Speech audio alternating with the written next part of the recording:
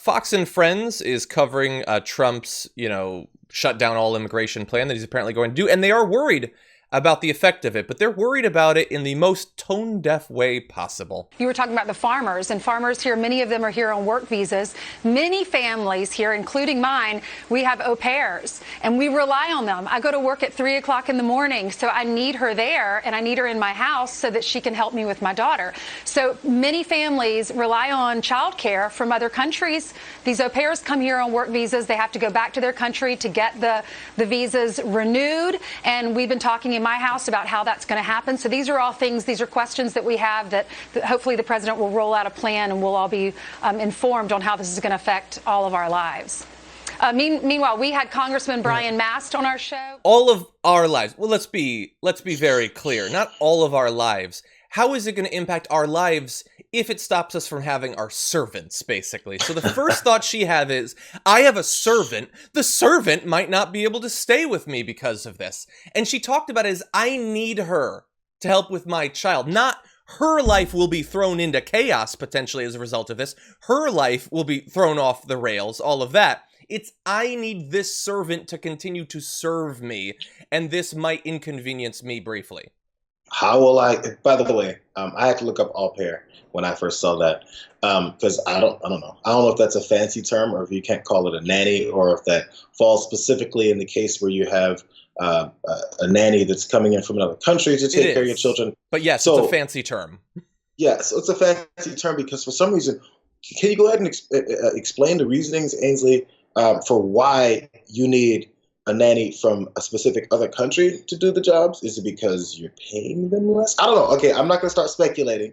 But if you're not, then, per Tom Cotton, why are you snatching away Americans' jobs and giving them to these dirty foreigners then? Why? That's a great point. I mean, look, in reality, she might not. I have no idea, and honestly, I don't give a damn about Ainsley Earhardt. I never have, never will. She might not be paying the person literally anything. Generally, in these arrangements, room and board is what you provide in exchange for them helping you out. There might be pay as well, but there might not be. And yes, almost certainly it's to get the person to help you more cheaply. And the thing is, honestly, like, if she was trying to make a general point that many Americans rely on the labor of people that are not U.S. citizens, she's right. She's not making that point, and she doesn't care about that. She only cares about how it directly impacts her because she's a conservative. But that general point is true, that this will be a continuation of a policy that is crippling fields that have long relied on non-U.S. citizens to make them work. And those people are, at best case scenario, ignored, if not outright demonized and targeted by administrations like Donald Trump's. This policy will be devastating to many people, including to the rich people that need them. But I don't give a damn about those people. I give a damn about the people who've made a life here. Yeah, isn't it weird? There's no pushback on his immigration policies and his hatred towards immigrants until it affects them. And I know we just pointed that out, but let's just go ahead and say it again. Now, what's Ainsley looking for? She's looking for answers, damn it. I need answers. I need situations on how we're going to do this. Mr. Trump, I come in every morning to kiss your butt on this air. I get up at 3 a.m. Who's going to take care of my kid? Mm-hmm. So she needs some answers because she's part of the support group to continue inflating his ego to make him think he's done anything positive since he's been in office. So she's part of the Cox system. She needs to make sure that she's still getting her that her life is still moving in a nice flowing fashion until this whole thing gets straightened out. She wants answers. If anybody else wants answers, do you think the president's listening to you? Yeah. He's not listening to you.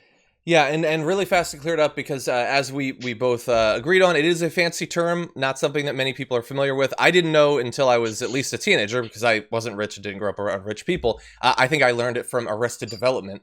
But so we've got people theorizing. One person says it means two of a kind in poker in the chat. That's not, nope. Someone says Trump needs to grow au pair. It's pretty good. But yeah, it is effectively someone generally from abroad who comes in exchange for, room and board, works with your kids and cleans and that sort of thing. But anyway, yeah, just so toned up. But this is the thing, like the media is filled up with people who are incredibly rich and literally rely on servants to help them with their daily lives.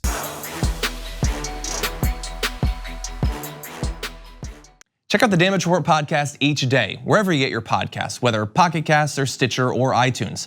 You can join me as I give you the news and stories you want, with a range of co-hosts and interview guests jumping in on the fun each day. Again, that's the Damage Report, wherever you get your podcasts. And if you get them at iTunes, don't forget to rate and review. Sometimes I'll read them live on the show.